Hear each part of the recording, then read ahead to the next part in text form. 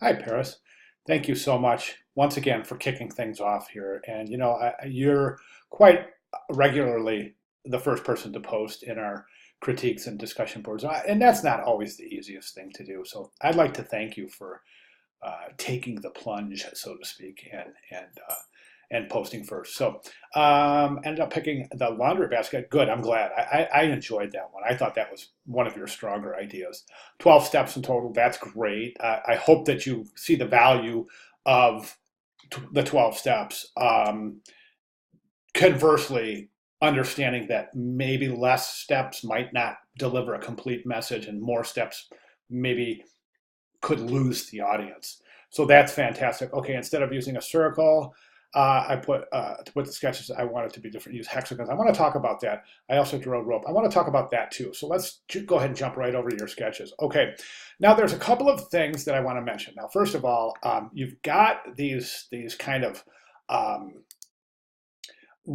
required or expeditious steps in telling stories. And I just want to kind of open this guy up right here because that is that little list that I shared with you guys. So you've included all of this in your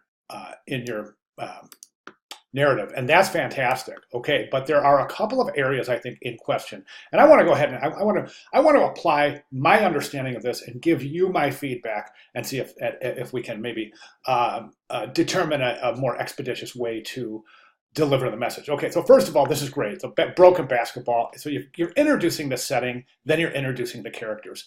That's fantastic. So at that point, we go over here to this is the part where I think this is a little bit unclear right here. Let me describe why. So the kids are sad. Broken basketball. Kids are sad. I don't understand. They try to throw it and the basketball pops. So are you saying that the kids are now trying to throw the basketball through the broken hoop and the basketball pops? Now, I don't think these two steps are necessary in the narrative because basically you've already defined the problem, right, as a broken basketball hoop. So right here, this presents a problem right here because if the basketball pops, but further on down the line, there's the basketball again. So the question is, well, where did the basketball come from if it already popped? Do you see what I'm saying? And so for those reasons, I think that these two steps here might be eliminated or replaced with something else. Okay, kids crying, they try a plastic bag. Bag goes away. That's great.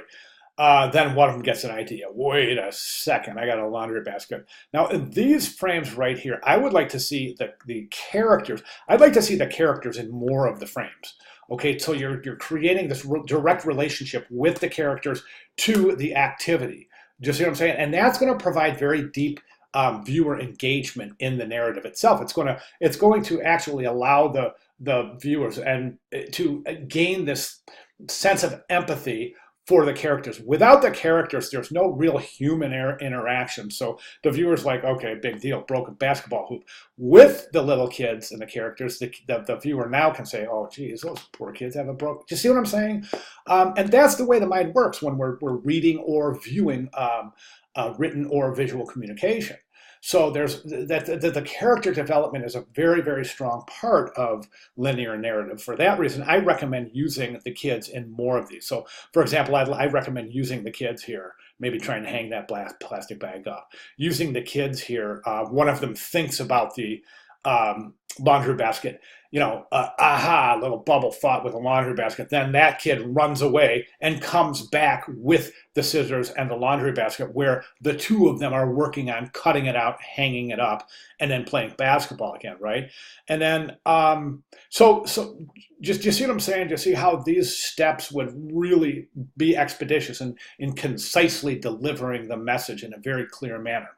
My other recommendations are this. Okay, so you said you wanted to be different and use hexagons, but is there a relationship between hexagon and the subject?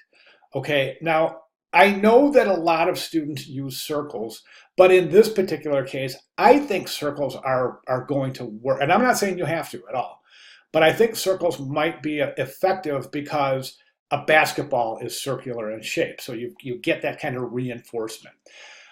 The other thing is the rope. Okay, what is the significance of the rope?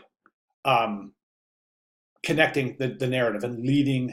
It's a great idea to connect these frames to lead the viewer through the narrative. That's a fantastic idea.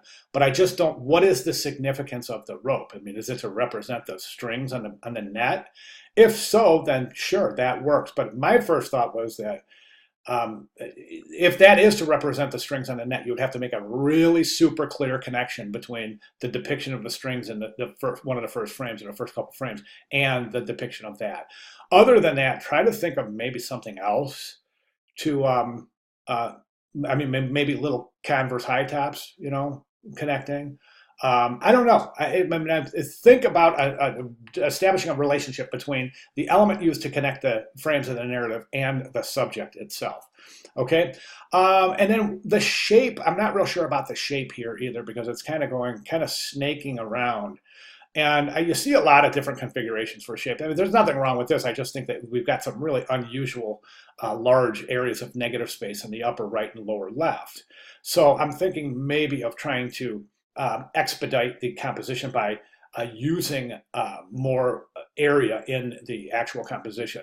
So we've seen other configurations that go like this, that kind of, you know, S-shaped. We see configurations that are circular, clockwise, counterclockwise. But this just kind of seems very random. So think about that. Think about the user flow through there as well. All right, so great job. Thanks for submitting. And if you have any questions at all, please let me know. All right, great. Thanks, Paris.